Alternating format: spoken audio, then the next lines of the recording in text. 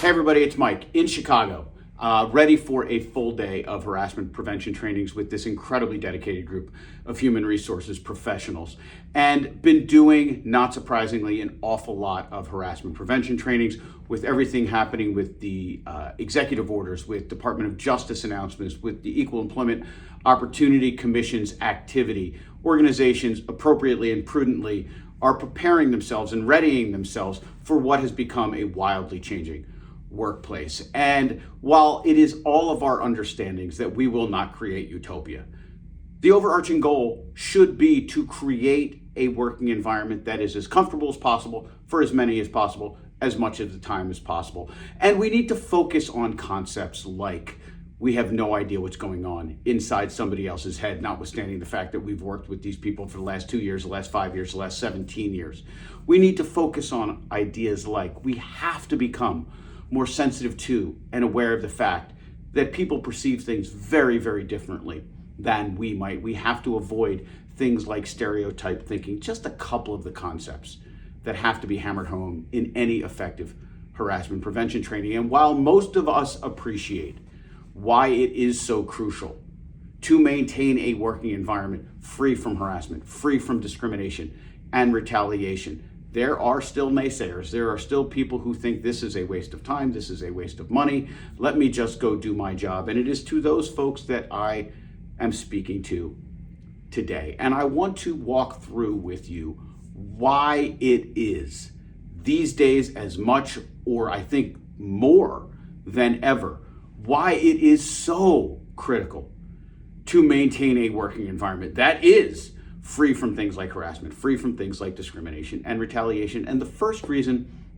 is the legal reason. Folks, lawyers cost an awful lot of money. I mentioned I'm sitting here in Chicago, but whether I were in my home city of Philadelphia, in Chicago, or let's go out west to Los Angeles, if one of your employees were to file a claim for harassment, and let's assume it's a relatively straightforward claim, no complicated or novel legal issues, no terribly confusing facts, and if you can even wrap your mind around it, two litigators on opposite sides who actually get along reasonably well with each other, the most efficient of processes, from the time that complaint is filed up through and including the end of a 5-day trial, assuming there's not even an appeal, it's going to cost your organization in excess of $500,000, in all likelihood close to $750,000 to $1 million to do what? Hopefully, when litigation happens, prove that you're right.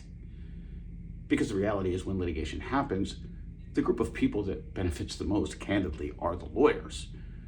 We want to make sure that we can avoid as much of this expense as possible. So there is a significant legal cost just from paying your own attorneys associated with the defense of these kinds of claims. Now, let's assume the plaintiff who has sued you is victorious, that they win their claim of harassment or discrimination or retaliation. Let's talk about the kinds of damages that that person may be entitled to as a result of winning. The first kind of damages are what are referred to as economic loss, and that comes in two forms: back pay and front pay. Back pay is the amount of money the person has lost from the date of the last discriminatory, harassing, retaliatory act up through and including the end of the trial. Now, let's assume you have an employee who's making $75,000, and let's assume it takes 4 years to get you to that end point, because this ain't TV. These cases are not filed and concluded inside of a month or two. We're looking at a years-long process. So let's assume it is a 4-year process, and let's assume this person's making $75,000. They have been victorious at trial. They have applied for and not received jobs that are similar to the ones that they have. We are starting our damages calculation with that back pay from the date of the last discriminatory act up through and including the end of trial. 4 years, $75,000. It's $300,000. And we're just getting started.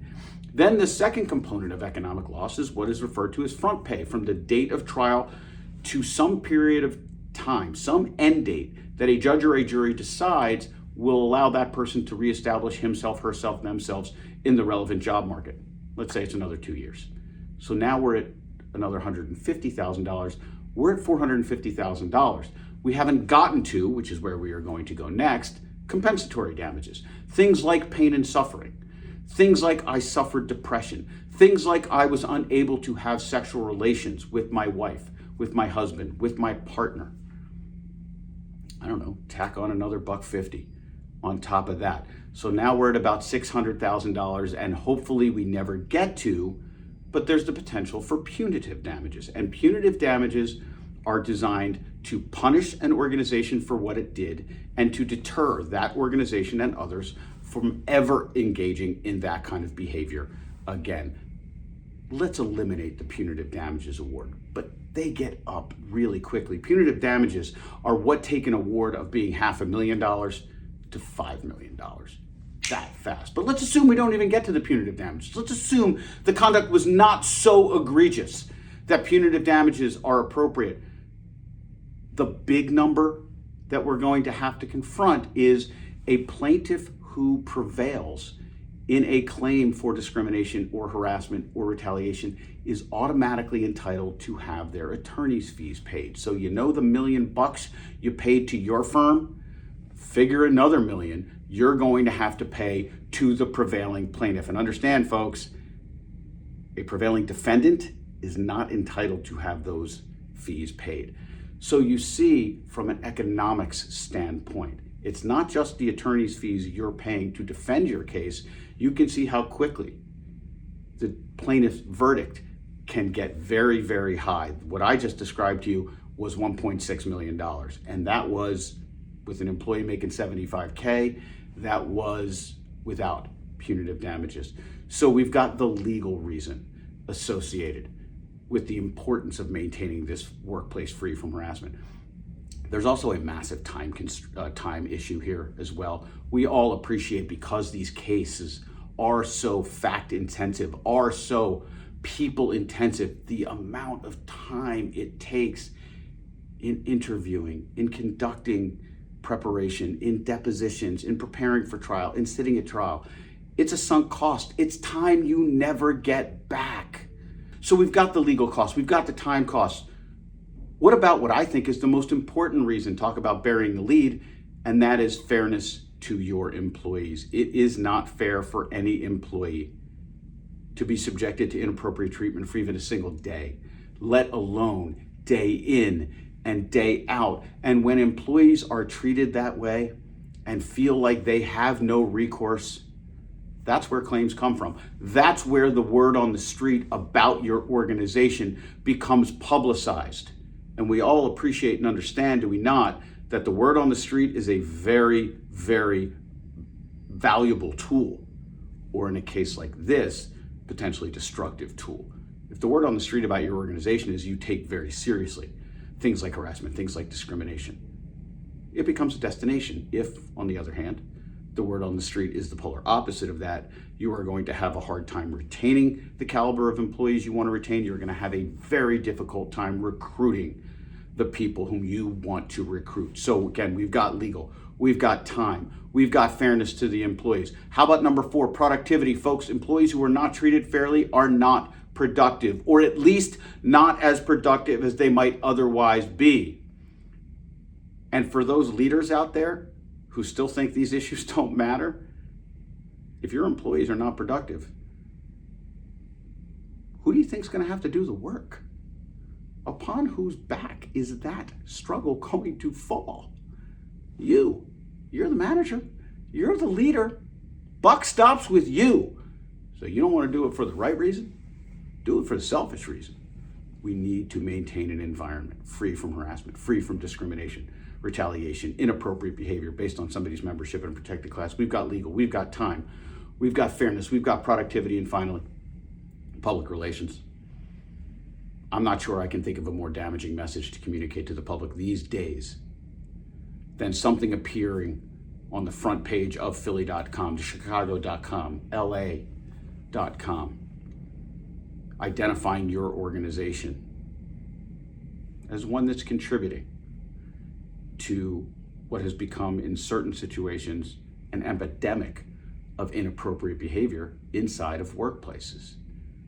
I can't think of a message that's more destructive than that one.